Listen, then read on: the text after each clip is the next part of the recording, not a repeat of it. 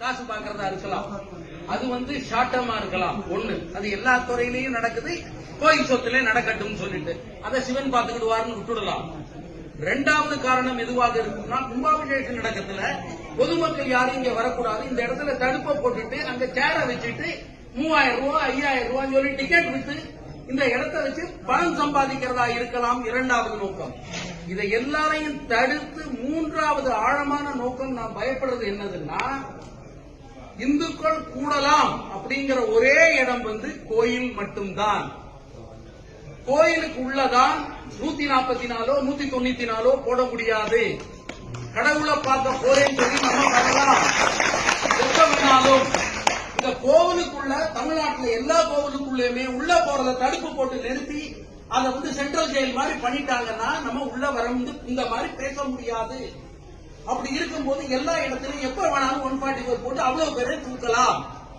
அதனால இது ஏன்னு கேட்டீங்கன்னா, இதே மாதிரியான ஒரு தடுப்பு தமிழ்நாட்டில் உள்ள எல்லா சர்ச்சு முன்னாலே போட முடியுமா? எல்லா பள்ளிவாசல் முன்னாலேயும் போட முடியுமா? ஆட்களை கியூல உள்ள பண்ண முடியுமா?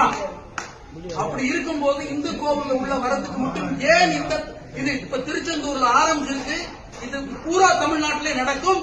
நம்ம உள்ள ஏன்னா நமக்கு ஒரு இது அவங்க வேலையை அவங்க பார்த்துட்டு நான் உட்பட முட்டாள்தனமா இருந்துட்டோம். 67 வருஷமா முட்டாளா இருந்திருக்கோம்.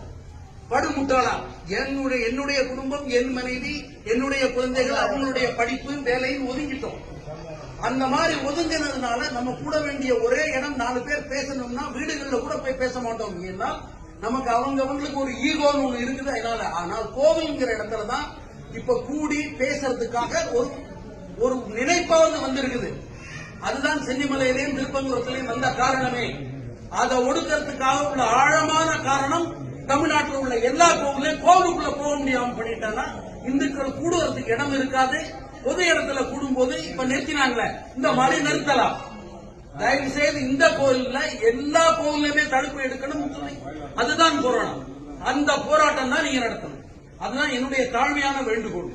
பாக்கி உங்களுடைய இஷ்டம்.